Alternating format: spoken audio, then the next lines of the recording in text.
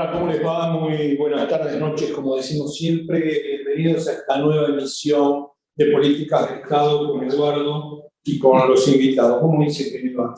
Muy bien, acá en una semanita siempre movida en esta Argentina, ¿no? Pareciera que no da respiro, ¿no? Yo te quería dar dos temas. Uno que me pareció realmente importante, el otro tiene que ver con la rosca de la política, pero la UBA... No me vas a decir que no es importante la rosca de la política. Bueno, para usted más que para mí. Pero, a ver, la UBA nuevamente en el top 100 de las mejores universidades del mundo. Con 200 años de existencia. Con 200 años de existencia.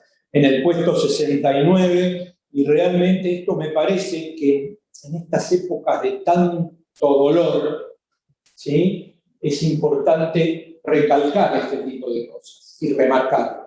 La verdad que sí, 200 años de historia de la universidad, estar entre las mejores universidades del mundo, me parece que nos tiene que enorgullecer a todos los argentinos. Me parece que más allá de la centralidad porteña, que muchos de los que me están viendo, a lo mejor desde el interior del país, dicen nuevamente la centralidad porteña. Pero no, la verdad que tiene que ser, me parece, un orgullo de todos los argentinos. Tenemos muchas universidades, tenemos muchos buenos profesionales, y creo que es el futuro, es el siglo XXI. No, aparte, que digamos esto no niega Córdoba, no niega Cuyo, no niega Tucumán, no niega las universidades de todo el país. Pero me parece que, bueno, que hacer esta referencia es que seguimos ocupando un lugar de privilegio, ¿no? Totalmente. Y se nutre de todas las universidades de la Argentina, ¿no? Esto no es... Y son los profesionales. Y alimenta también al resto de las universidades, porque te ponen un nivel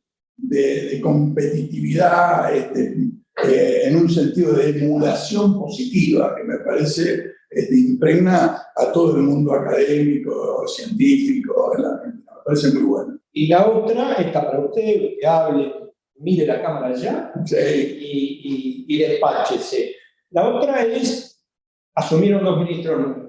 Sí. Uno, el compañero Jorge Tayana, que lo tuvimos hace 15 días en el programa, y otro, el ex intendente de Harlingen, Juan Zabaleta.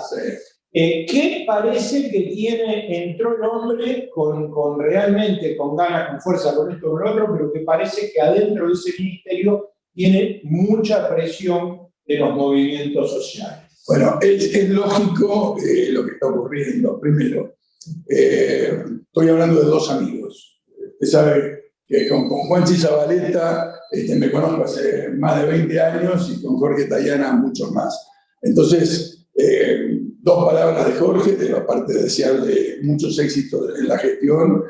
Me parece una persona sumamente preparada, sólida, una persona con fuerte formación cultural, con mucha experiencia internacional, y creo que va a servir, como ya anunció en su primer discurso, su gestión para tratar de modernizar, de equipar y de considerar como parte de la sociedad argentina las Fuerzas Armadas y no divorciadas, como muchas veces aparece por la historia que hubo en el siglo XX. El siglo XX fue un siglo de desencuentro entre la sociedad y las Fuerzas Armadas.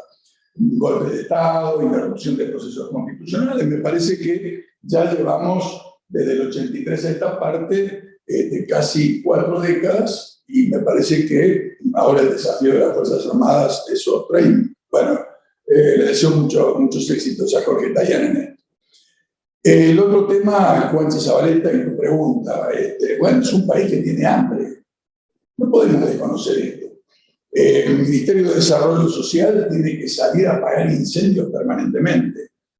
Al endeudamiento, destrucción del sistema productivo, a la falta de trabajo que hay en la Argentina, hay que paliarlo transitoriamente. En mi opinión, y esto quizás sea motivo para otros debates, hay que generar una situación de reactivación rápida. Política de Estado de Trabajo. Política de Estado de Trabajo. Bien definido. Política de Estado de Trabajo.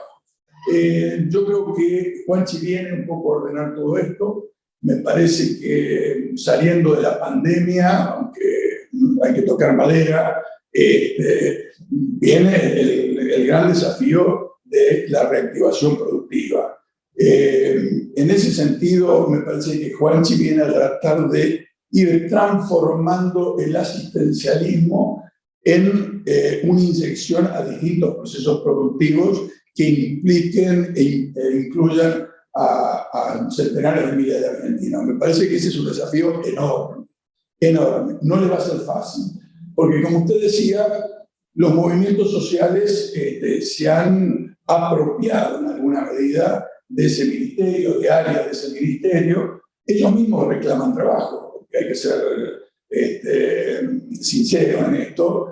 Yo he escuchado declaraciones de dirigentes de los movimientos sociales que dicen, pero no podemos seguir viviendo de plan en plan, ahí hay que generar empleo. Pero después, sabe usted, a veces hay hábitos, costumbres que son mucho más difíciles de poder resolver. Hábitos que se convierten en malos hábitos. En malos hábitos. Está bien eso. Entonces a mí me parece que ahí lo que necesitamos es encontrar un timón fuerte en ese ministerio, y creo que Juanchi lo puede hacer, una persona muy operativa, muy decidida. Creo que Juanchi eso tiene todas las cualidades, y bueno, poner ese ministerio al servicio en complementación con otros ministerios de generar trabajo, inclusión, y que la gente no esté esperando del Estado, sino que con su esfuerzo, con su inteligencia, pueda ganarse el pan que va a llevar todos los días a la mesa. Bien, esta fue la introducción. Ya comenzamos con el programa de hoy de política.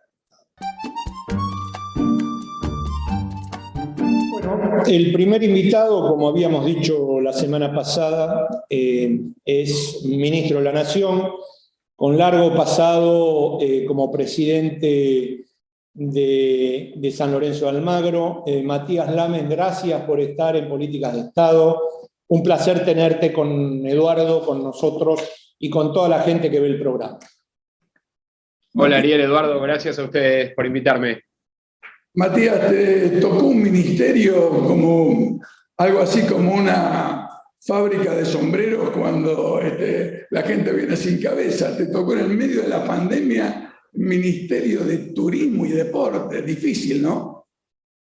Sí, muy difícil porque, bueno, son dos áreas, sobre todo el turismo en términos de lo que significa, lo que representa para la economía nacional, ¿no? En el 2019 fueron casi 10 puntos del PBI, ingresos de divisas por casi 6.000 millones de dólares, así que más de 1 millón de puestos de trabajo en todo el país, así que el gran desafío, en lugar de promocionar a Argentina, en vez de consolidar a Argentina como uno de los grandes destinos turísticos, no solamente de la región, sino del mundo, pasó a ser sostener a esas empresas, que más del 95% de las empresas del sector son pymes familiares, y que además yo estoy convencido que cuando nosotros con el presidente Alberto Fernández decidimos crear este ministerio y darle la categoría, la jerarquía de ministerio del organigrama estatal al sector del turismo, tenía que ver con lo que nosotros consideramos que va a ser uno de los motores del desarrollo económico de la Argentina, que es la actividad turística, por la capacidad que tiene, como te contaba antes, de generar dólares, y además porque es uno de los sectores que más rápidamente se recupera. Entonces, el año pasado hicimos una apuesta enorme para sostener al sector, más de 60.000 millones de pesos, algunos planes también muy innovadores, muy creativos, el programa de previaje que vamos a estar lanzando esta misma semana en la segunda edición con el presidente, que funcionó muy bien. Y después el otro área que... ¿Vuelven a lanzar previaje? Sí, lo vamos a estar lanzando en Iguazú con el presidente. Como te decía recién, la primera etapa, la verdad que funcionó bárbaro. Tuvo un impacto económico terrible en muchas economías locales, en muchas economías regionales. Pensá, Eduardo, que hay provincias para las cuales representa más de 30 puntos del Producto Bruto Geográfico las actividades relacionadas con el turismo. Así que para Argentina es una actividad muy importante, que además nosotros creemos que tiene que seguir creciendo. En este tiempo de pandemia lo que hemos hecho es empezar a trazar los lineamientos de un crecimiento de la Argentina estratégico en el sector del turismo y que sea de mediano y de largo plazo. Hemos desarrollado algunos planes de infraestructura en cada una, más de 85 obras de infraestructura turística en cada una de las 24 provincias del país, con un plan llamado 50 destinos. Y después, bueno, el deporte que lo orientamos mucho en sostener, en cuidar y en darle más infraestructura a los clubes de barrio, ¿no? Nosotros decíamos, bueno, los clubes de barrio son el corazón de la política deportiva pública de la Argentina, porque por lo que significan, en cada pueblo, en cada ciudad, en cada rincón de la Argentina, hay un club. Y esos clubes, más allá de la política, más allá del gobierno de turno, siempre estuvieron abiertos. Los gobiernos nacionales, los dirigentes de turno, Algunos invirtieron más y otros menos en deporte, pero los clubes siempre estuvieron abiertos y fueron los formadores de los grandes deportistas de Argentina. Sí. El año pasado tuvimos más de 1.100 clubes en los cuales realizamos obras con una inversión de más de 1.000 millones de pesos. Este año van a ser más de 2.000 clubes, así que estamos es un programa que a todos nos tiene muy entusiasmados porque tiene muchísimo impacto. A mí me parece muy importante eso porque, bueno, todos hemos vivido, y quizás con algunos años en el lomo, hemos vivido la importancia del club de barrio para socializar, para lo que significa la calidad de vida, la salud de los jóvenes. Me parece sumamente importante, digamos, esto. Hablando de clubes, quizás no es estrictamente, hice una asociación. Acabamos de terminar las Olimpiadas. ¿Qué reflexión te merece? ¿Cómo viste el juego, los competidores argentinos? Sé que trajimos 3 medallas, pero bueno, ¿cómo ves esto? Yo creo que deben haber sufrido mucho también en el proceso de pandemia para la preparación. No, y aparte me parece que has recibido críticas bastante injustas, porque los Juegos tendrían que haber sido el año pasado, no este año. O sea que el garrón del desastre anterior te lo devoraste vos. Entonces me parece muy complejo hacer críticas sobre un proceso que ni siquiera se pudo arrancar, por decirlo de alguna manera. Para los que hacemos deporte de toda la vida sabemos lo que implica formar deportistas olímpicos. Y si venía 0/0, ¿cómo hacer para llevar un staff competitivo? Bueno, mira, Ariel, es así como dijiste, ¿no? Yo algunas veces cuando escuchaba, sobre todo algunos periodistas de algún sector que decían, bueno, como que estaban deseando que Argentina no tuviera medallas, ¿no? Decían, bueno, el fracaso del gobierno. Y la verdad que si hay algo que ha desfinanciado el deporte de alto rendimiento fue la decisión del expresidente de sacar el financiamiento que tenía el ENARD. El ENARD fue creado en el 2009 y fue una idea maravillosa y que le permitió al deporte de alto rendimiento tener un financiamiento, como te decía antes, más allá del gobierno de turno, más allá de la voluntad política de quien le toque gobernar. Y eso hacía que tuviera una determinada autarquía y que pudieran los deportistas olímpicos no depender de la voluntad de quien gobernara. Fue una idea, como te decía recién, maravillosa, y en el 2017 el presidente Mauricio Macri le quita ese financiamiento, y la verdad que fue un golpe al deporte de alto rendimiento. Nosotros ya veníamos trabajando antes de las Olimpiadas con el presidente de la Cámara de Diputados, con Sergio Massa, y estamos terminando de definir para en los próximos días ya tener la posibilidad de que el ENARD vuelva a tener el financiamiento que tenía. Eso es muy importante, pero además, como decía antes, como le contaba antes Eduardo, ¿no? Potenciar mucho la infraestructura pública no estatal, potenciar mucho los clubes, porque la verdad que yo los invito a ustedes a repasar los primeros 10 deportistas importantes que se le vengan a la cabeza a Argentina, y les aseguro que por lo menos 9 se formaron en un club de barrio. No tenga ninguna duda que es así. Entonces, el deporte social, el deporte de iniciación, está estrictamente asociado con el deporte de alto rendimiento. Es el gran semillero, ¿no? Que uno tiene que cuidar y que además, como dijo recién Eduardo, le voy a tomar prestadas las palabras, los clubes cumplen un rol social determinante, no solamente en términos de lo que significan para la política pública deportiva, sino también, sin ninguna duda, en términos de contención social. Así que apuntalamos mucho a los clubes, vamos a devolverle el financiamiento al ENARD. Leía también algunas críticas, bueno, los deportistas que van a tardar en llegar están varados, y la verdad que nosotros hicimos un esfuerzo enorme para que los deportistas llegaran lo más rápido posible. Inclusive en un momento evaluamos mandar un avión directamente a Aerolíneas Argentinas. Al final, junto al ENARD, creímos que no era lo más conveniente, pero la verdad que la situación, además, en la que se dieron los Juegos Olímpicos, hizo que todo fuera muy complejo. Un atleta, bueno, Caraviglio, un atleta muy, muy reconocido, contagiado de COVID. Fueron unos Juegos Olímpicos absolutamente anormales. Lo que sí nosotros podemos decir es que nosotros estamos trabajando para el mediano y el largo plazo, ¿no? No estamos haciendo una lavada de cara al deporte argentino. Estamos sentando los cimientos para que los chicos y chicas de todo el país puedan hacer deporte en mejores condiciones. Lo hicimos el año pasado en 1.100 clubes, este año lo vamos a hacer en más de 2.000 clubes. Y vos sabés la mala leche, esto que hablábamos, de, bueno, sacamos menos medallas que Sri Lanka. Realmente, pero hay una política comunicacional que es muy difícil de enfrentar cuando te ponen en un lugar del cual vos no te podés hacer cargo.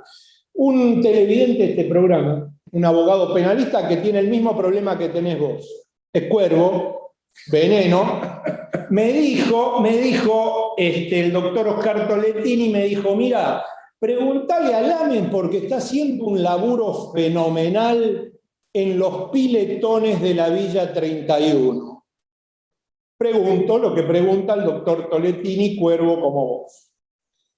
Nosotros estamos haciendo un trabajo en cada uno de los barrios populares de la ciudad de Buenos Aires, pero porque es una convicción que tenemos, que la venimos planteando ya cuando me tocó ser candidato a jefe de gobierno en el 2019, y que está estrictamente asociada a la importancia que tiene el deporte, la importancia que tienen los clubes, como bien decías vos. Me tocó ser presidente de San Lorenzo durante 7 años, y la verdad que lo que hicimos, el trabajo que hicimos con la 1114, con el actual barrio Padre de Richardelli, fue una cosa maravillosa, que a mí me llena de orgullo más que algún título que hayamos ganado, o más que cualquier otra de las cuestiones que tuvieron que ver con la gestión en San Lorenzo, porque se dio una situación virtuosa en el vínculo entre el club y el barrio, y lo mismo estamos haciendo en cada uno de los barrios populares de la Argentina, dotándolos de infraestructura deportiva, mejorando la que ya tienen, trabajando con esos chicos en iniciación deportiva, mandándoles profes. Yo esto creo que lo tenemos que replicar en todo el país, pero me parece también que la ciudad de Buenos Aires, que es una ciudad que además tiene muchísimos recursos para hacerlo, mira para otro lado, y yo creo que todos los chicos que nacen en esos lugares tienen que tener las mismas oportunidades que tienen los que tienen otra posibilidad económica. Entonces, de alguna manera esto también es ponerlos en pie de igualdad con los chicos y chicas de la ciudad que tienen otros recursos. Sí, Matías, pisaste el palito conmigo. Escúchame, te vi trabajando mucho hacia el interior del país, reactivando los centros de turismo social, alimentando y ayudando a los clubes. Esto se nota, bueno, por supuesto, en el tema del turismo. En el 2023, de aquí al 2023, ¿le vas a dar un poco más de importancia a la ciudad de Buenos Aires o no? Yo importancia le doy siempre, Eduardo, a la ciudad de Buenos Aires. Porque es una chicana. Si te vas a escapar, avisa, porque entonces no preguntas. Porque me gustaría ser jefe de gobierno de la ciudad, yo siempre lo digo abiertamente, es un anhelo que tengo, así como cuando era chico también soñaba con ser presidente de San Lorenzo, la verdad que yo sueño con algún día tener la posibilidad de gobernar la ciudad de Buenos Aires, porque creo que está muy por debajo de las posibilidades que tiene. Yo reconozco algunas cuestiones de la gestión actual, pero creo que está muy por debajo de las posibilidades que tiene, y la verdad que soy bastante obsesivo con las cuestiones de la ciudad, con el estudio de los números de la ciudad, con las oportunidades que tiene la ciudad, y si bien me toca ser ministro, y como decías vos, tengo la responsabilidad de tener 2 carteras muy importantes que significan mucho para la Argentina, y por eso también tanto viaje al interior del país, y además que me encanta, siento que cada vez que voy al interior, Eduardo, no sabes lo lindo que es el reconocimiento de la gente, la verdad que es algo muy, muy lindo y muy gratificante. Por supuesto que siempre tengo un ojo puesto en la ciudad de Buenos Aires. No, es buenísimo, porque en realidad esa era la pregunta, por eso le di un poquito de vuelta, pero esa era la pregunta. La verdad, creo que hace falta una administración en la ciudad de Buenos Aires que piense en esta ciudad, que a su vez irradia hacia todo el país. Recién en la introducción del programa hicimos un reconocimiento a los 200 años de la Universidad de Buenos Aires y el hecho de que esté entre las 70 mejores universidades del mundo. Bueno, esto no es un tema exclusivamente de los porteños, es un valor, una esencia que tenemos para todos los argentinos. Y la ciudad de Buenos Aires es así.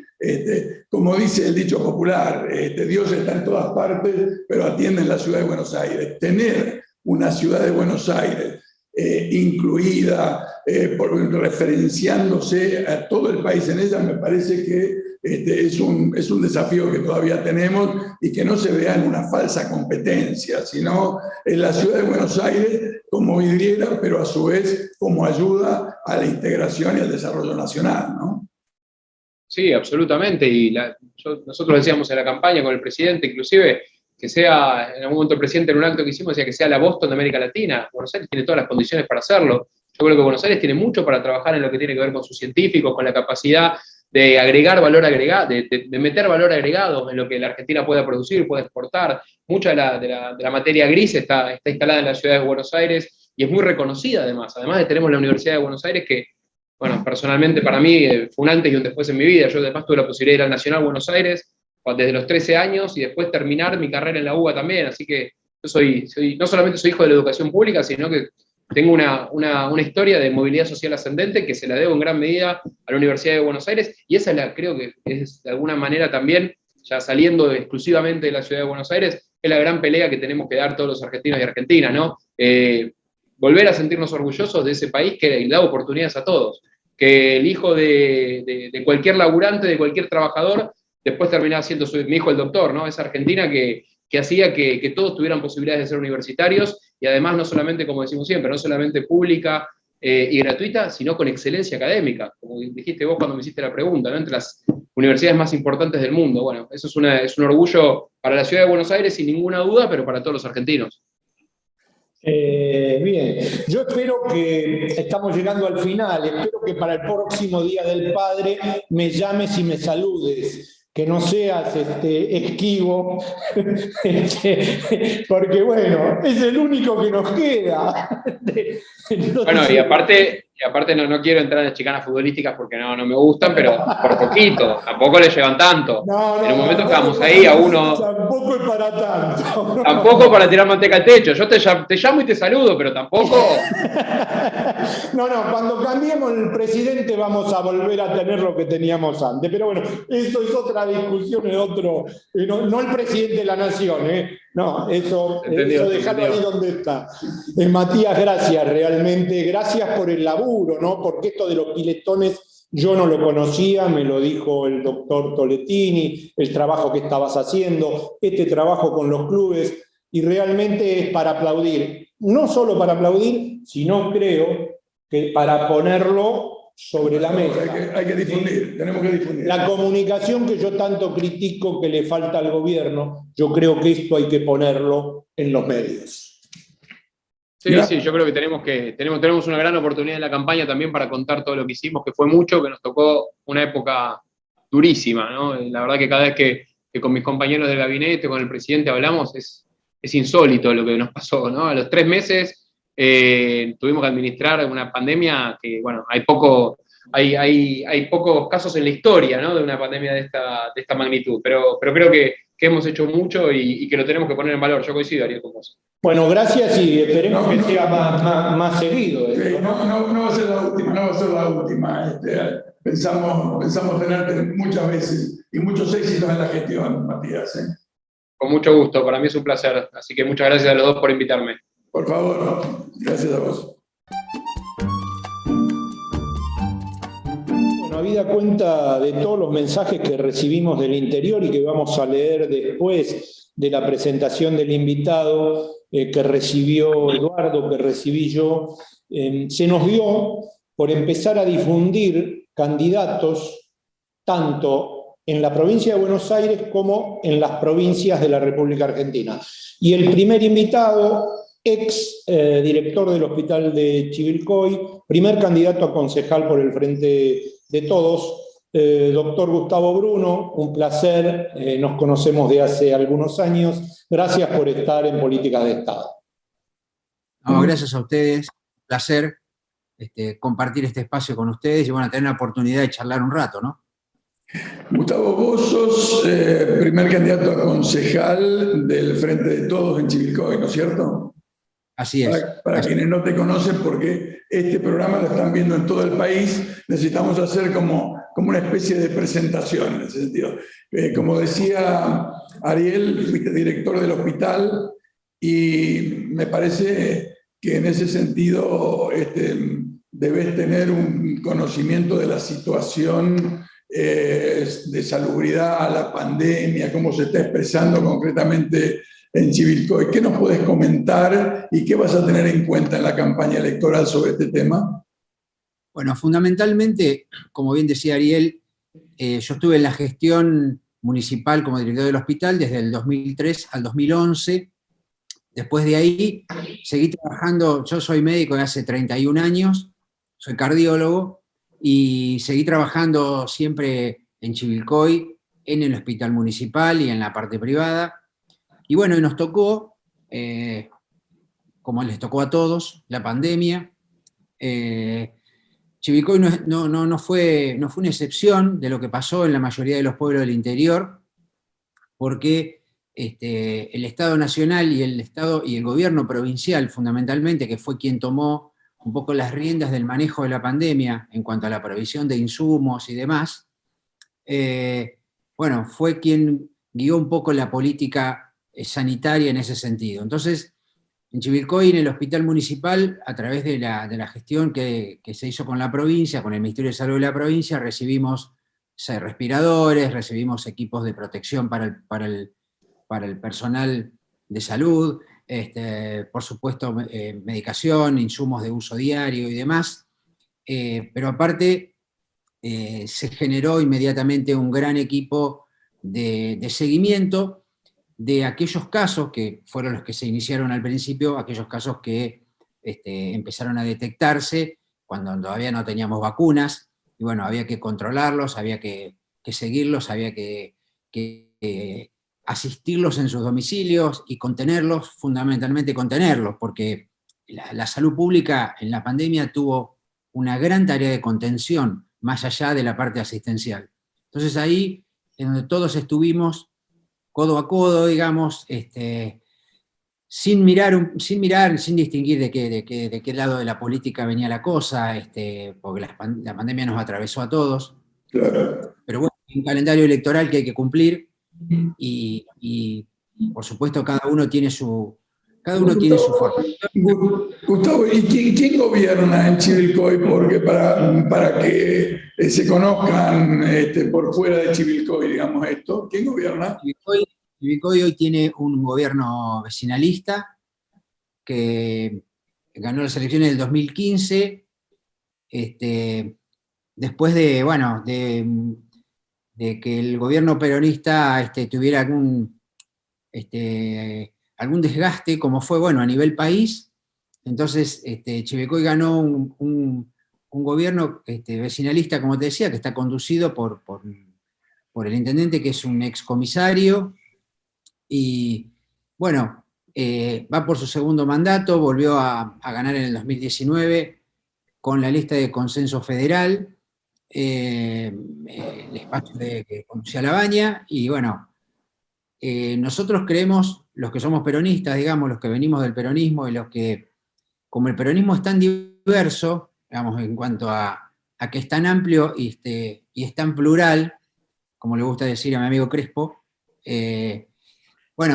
estuvimos trabajando desde el 2019 en adelante para tratar de generar esta famosa unidad de la que se habla, porque si no, obviamente no íbamos a poder encauzar la cosa. Entonces, bueno, logramos tener una unidad, un trabajo que se hizo fundamentalmente durante estos últimos meses, y el punto final, digamos, la culminación de ese trabajo fue una lista de unidades. Bueno, pero está bien, porque lograron la unidad, el intendente, el comisario también, porque puso a toda la familia. Entonces, en cualquier momento pone a los descendientes, y sigue per secula seculorum.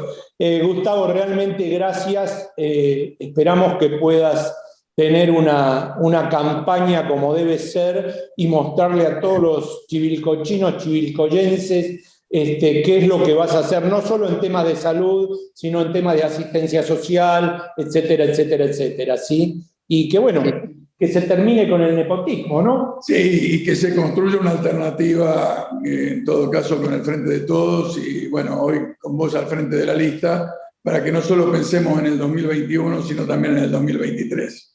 Ojalá que así sea. Bueno, les agradezco mucho, y bueno, cuando quieran, ya Crespo sabe que tiene las puertas abiertas en Chivilcoy, así que cuando quieras venir. ¿Hay asado? Siempre hay asado. Lo que pasa es que se lo come todo él. Pero bueno, no importa. Bien, las difamaciones. Gracias y muchos éxitos. Gracias, doctor. Lo mejor para usted y para el intendente Brito. ¿Viste? La mujer, los hijos, los tíos, los primos. Qué cosa, ¿no? Sí, vos sabés que yo he estado en función pública. Siempre me cuidé que no haya ningún familiar, ni directo ni indirecto, esté acompañándome. Bien, seguimos con el programa después de esto. Que no es chicana, la única verdad es la realidad, ¿vio?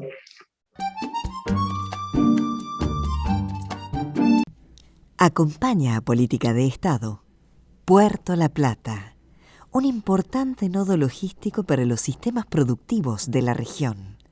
Un puerto en continuo desarrollo.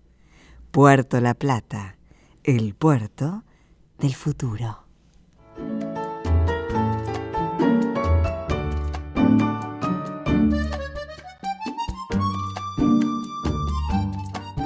Bueno, hoy nos acompaña Elia Fernández, candidata a diputada provincial en la provincia de Salta, por la ciudad de Salta.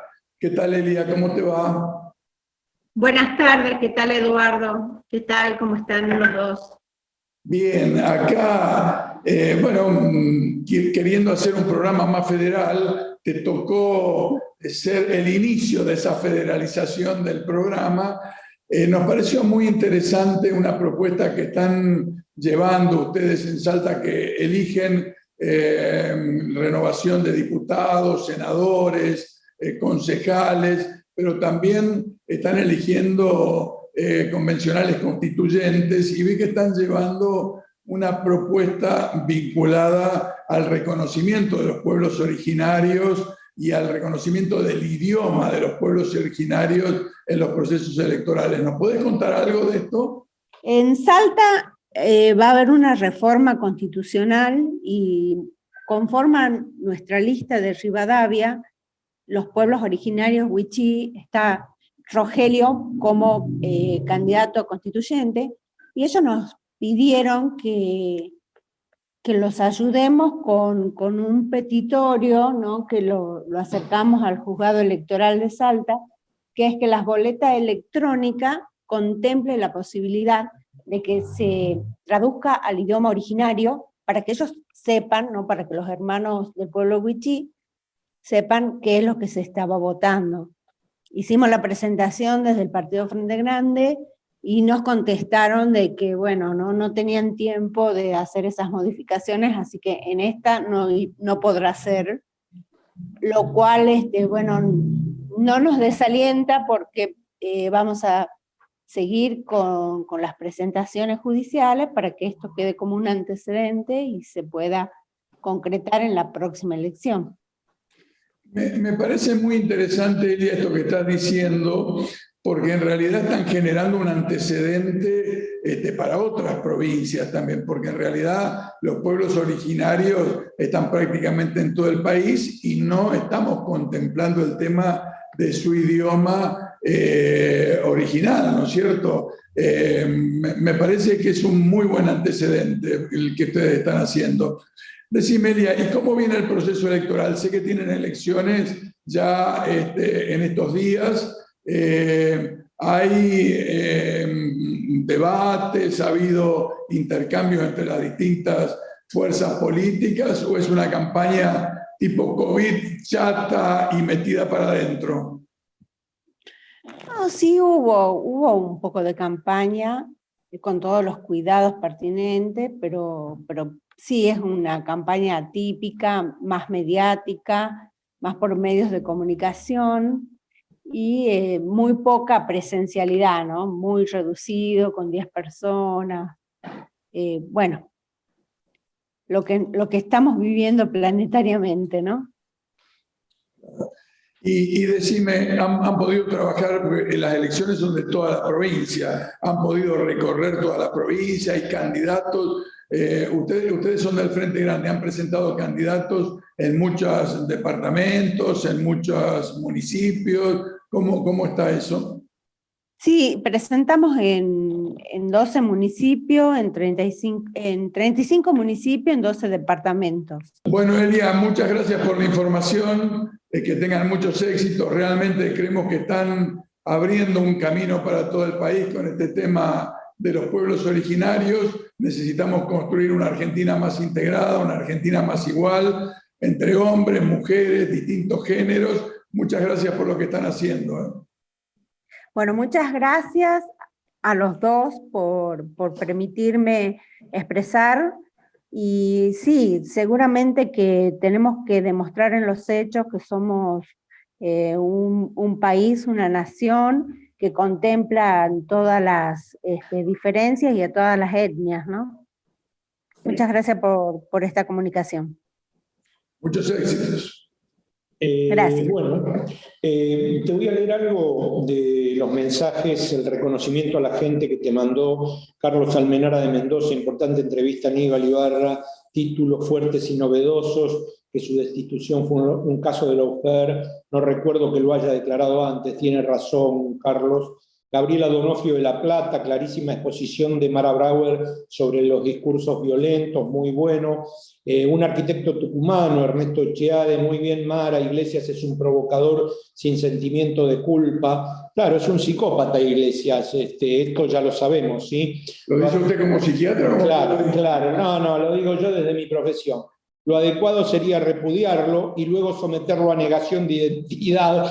Bueno, arquitecto, lo suyo, o sea, desconocer su existencia política. Y saquémosles política de conocer su existencia. Sonia Merlo de Misiones, Delia Basualdo de Cava, abogada, excelente programa. Rosa Figueroa, docente de la Universidad de San Juan, excelente la nota Mara Brauer, las mujeres debemos aprender en el ejercicio del poder, disputando espacios. Y después tenemos dos que me llegaron a mí, aparte Marcelo les va a mandar en un rol todos los que no podemos leer el agradecimiento a quienes se han comunicado con Eduardo y conmigo. Esto es muy interesante, en algún momento si querés los podemos invitar, yo los sigo de hace muchísimos años. Nos escribió Ramiro Varela, nos mandó una gacetilla, no la voy a leer completa porque es muy amplia, es uno de los fundadores del colectivo Palotino por la Verdad, la Memoria y la Justicia. Un saludo para Ariel y Eduardo, excelente el programa, muy buena la entrevista a Ibarra. Él fue el primer fiscal que investigó la masacre de San Patricio en democracia y pidió el procesamiento de los policías que liberaron la zona para el asesinato de los 3 padres palotinos y los 12 miranistas. Mejoren un poco el audio, que no reverbere tanto. Un abrazo muy grande. Y nos manda la gacetilla, que en algún momento, si querés, porque esto es un tema, la memoria hay que mantenerla, ¿no?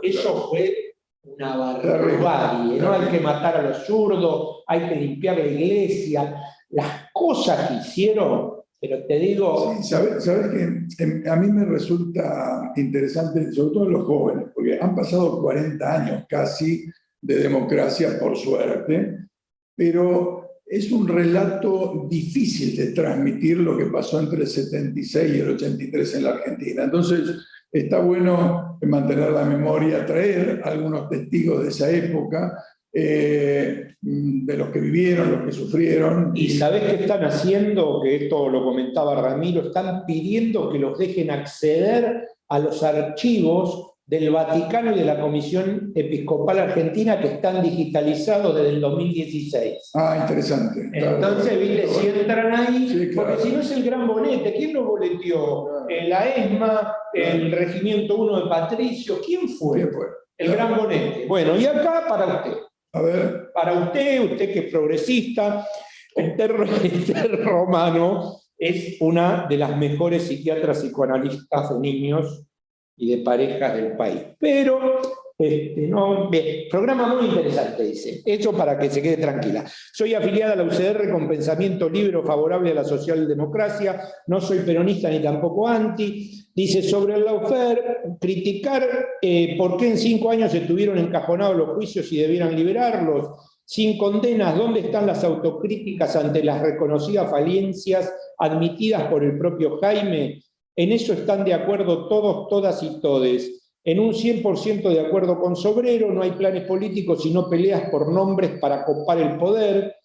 El colega que te acompaña, usted, sí, usted, es Tumachka, dice. Bueno, si solamente se piden votos es negativo porque se polariza hacia la droite, o sea, hacia la derecha, a los indecisos y desencantados con el Alberto. Tema que discuto con mi familia y con amigos ultracá. Contéstele. No, doctora Esther Romano. Esther Romano, la verdad, yo no hago periodismo militante, soy militante, entonces no voy a ocultar ni le voy a versear sobre dónde estoy parado.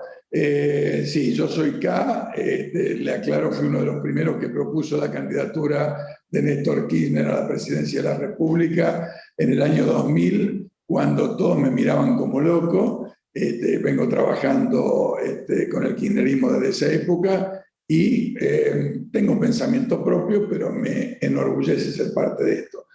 Creo que la sociedad está muy realmente fragmentada entre amigos y enemigos. Nosotros queremos construir políticas de Estado, pero también sabemos que hay diferencias. No todos pensamos igual y en una sociedad donde cada fuerza política representa intereses concretos, de sectores concretos, me parece bueno que tengamos respeto por las instituciones, libre juego y capacidad para encontrar denominadores comunes en el marco de la diversidad. Respetamos la diversidad, caminamos juntos en las cosas que podemos caminar juntos. Esta es mi reflexión. Y sobre el tema de la UFER, ayer estuve en una conferencia que me gustó mucho, después le voy a proponer, quizás tenemos que traer a esa invitada para que... Dale. Sí, para que amplíe esa historia. Bien, nos vamos al último invitado de Políticas de Estado de hoy. Bien, como digo siempre, hacete amigo del juez. Ay, ay, ay. Y si es federal, y si es en lo penal económico, más. Martín Fierro. Martín Fierro. Es un placer tenerlo en el 5º programa de Políticas de Estado. Claudio Gutiérrez de la Carcova, juez federal en lo penal económico, especializado en narcotráfico y demás hierbas. Gracias por estar con Eduardo Sigal y conmigo, Claudio. No, gracias a ustedes, Ariel. He estado en política de Estado en otra época, cuando estaban en otro medio, me parece, sí. Es el 5º programa en esta virtualidad que tenemos, creo. ¿Mucho trabajo? Sí, yo creo que hay más trabajo que siempre. Primero, porque hemos tenido que adaptarnos todos. Segundo, porque los recursos tecnológicos han ido viniendo muy de a poco. El Consejo tiene la plata para los sueldos y ha hecho un gran esfuerzo para darnos una mano.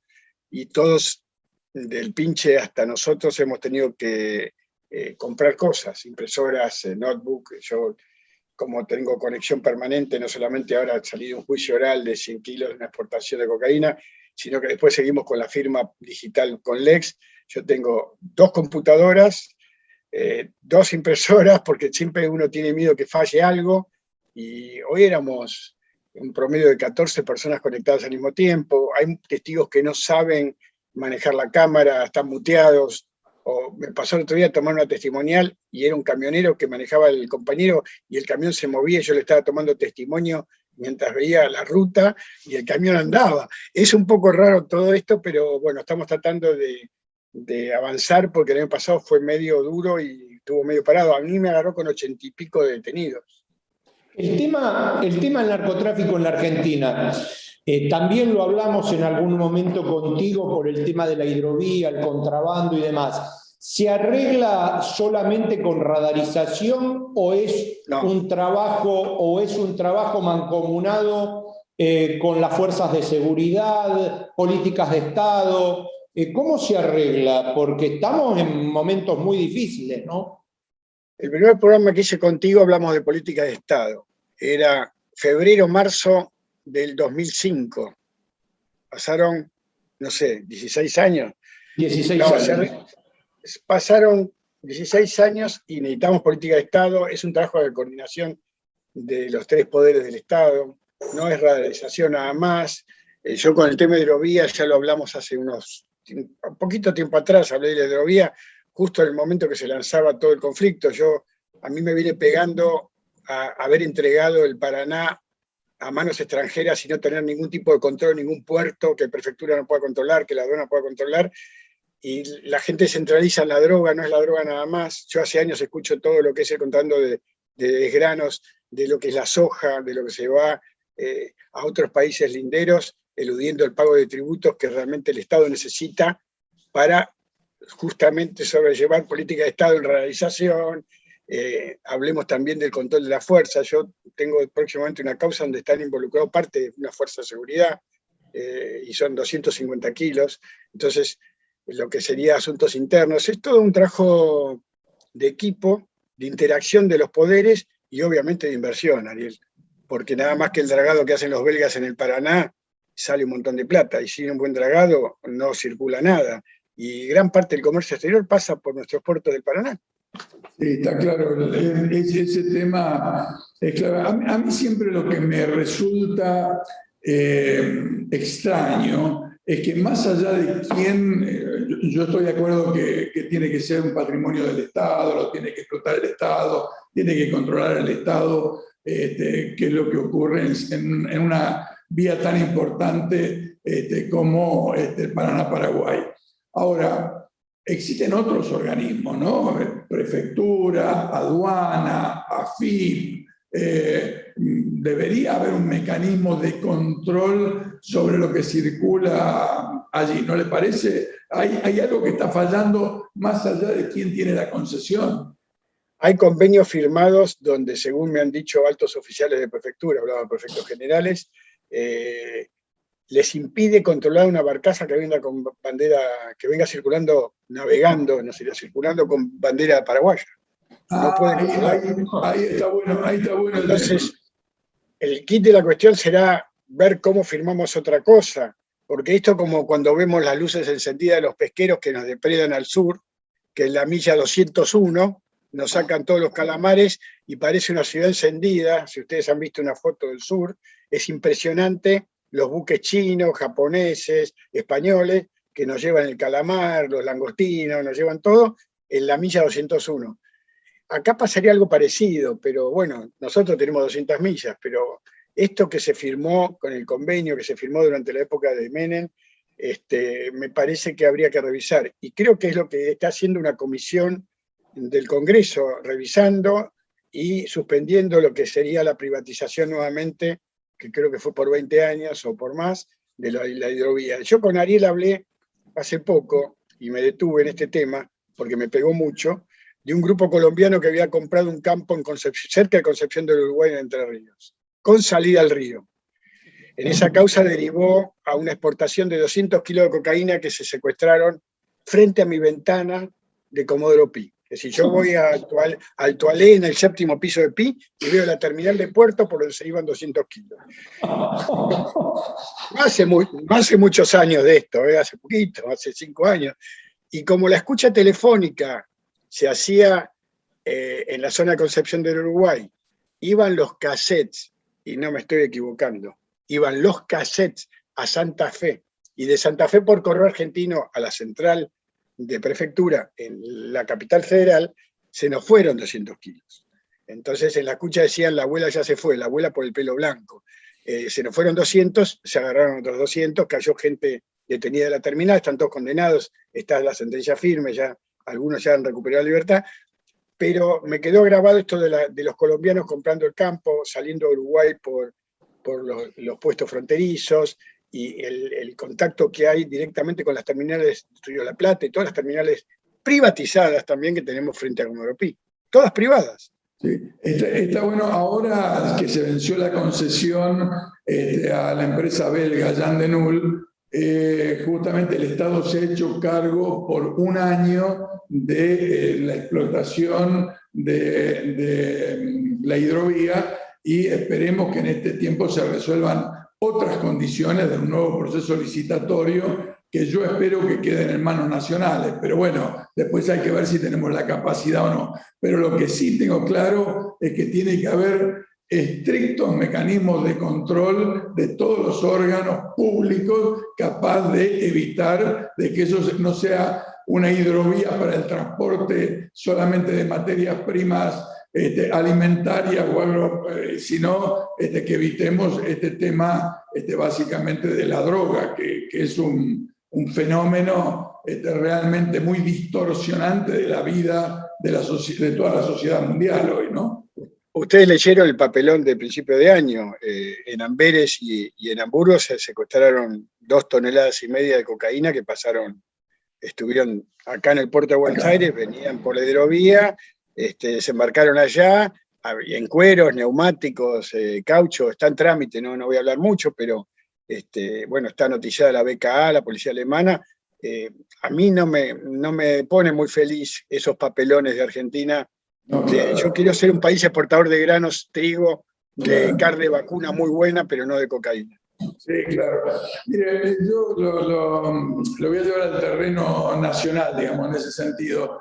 Yo fui senador de la provincia de Buenos Aires y en un momento instrumentamos experimentalmente, pusimos en varias iglesias y templos de distintas religiones de Vicente López urnas donde la gente nos diga si sabía dónde se vendía drogas en su barrio.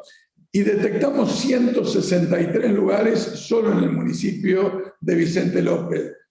Ahora, después no nos quedaba otra que actúe la justicia. ¿Qué pasa cuando llega la justicia? Y la justicia, le cuento rápidamente, tenemos un juez federal del Tribunal Federal de Salta que estuvo detenido en el tema, tenemos siendo investigado otro juez federal de Mendoza, tenemos detenido al juez federal de Orán. El tema son los controles, nosotros también debemos asumir las responsabilidades del caso. Y no le cuento si pone una urna Florencio Varela, porque hoy hubo 3 muertos en una guerra de narcos en Florencio Varela, una chica de 18 años, una bala perdida, hubo 3 muertos en Florencio Varela, que tuvo el ministro Sergio Verne, con el cual guardo una excelente relación, pero no hablemos de la zona sur, del narcomenudeo. Yo discuto mucho cuando me hablaban de la legalización, ¿no? Ariel sabe que yo tengo una posición muy en contra, sobre todo porque el Estado también ha estado ausente, porque yo vengo pidiendo hace muchos años, porque creo que Cedronar se abrió en el comienzo de los 90, estoy pidiendo un hospital nacional, federal, para tratamiento de adicciones, una política de prevención de adicciones en las escuelas, que hay una ley del Ministerio de Educación que no se aplica. Estoy pidiendo un horno incinerador federal porque no tenemos dónde quemar. El otro día me cargaban un poco porque yo llevé a mi padre y a mi madre al cementerio Chacarita a despedirlos, y yo decía en chiste el otro día que cuando uno le entregan la urna, yo quemo cocaína en el cementerio. Y es terrible porque yo paro la incineración de la gente llorando afuera sus deudos, y yo tengo que quedarme toda la mañana quemando cocaína en el crematorio Chacarita. Estoy pidiendo un horno incinerador federal desde que estaba Eduardo Amadeo en Cedronar, no sé qué año era eso, hace mucho. Estoy pidiendo un hospital nacional de tratamiento, esto que pasó con Chano. Es decir, como que la Argentina repite problemas que tenemos que solucionar con política de Estado. Es muy sencillo. Juez, escucharlo es como para terminar el fin de semana deprimido, ¿no? No. Porque... No, deprimido no, Ariel. Yo sigo, vos me conocés hace ya mucho tiempo, el discurso mío es, digamos, coherente, mi trabajo es coherente. Yo estoy sacando ahora en libertad, no voy a dar el nombre, el martes después del feriado, una chica que está detenida, descubrimos viendo, hace 1 año y medio por 14 gramos de cocaína en una encomienda que tenía una pureza del menos del 14%. Yo estoy juzgando 100 kilos del 96% pureza, son millones de dólares. Entonces, hay que separar la paja del trigo en este tema, Ariel. Bueno, Claudio, realmente gracias. Te vamos a volver a invitar con más tiempo, porque realmente creo que de este tema no se habla nunca y creo que hay que hablar.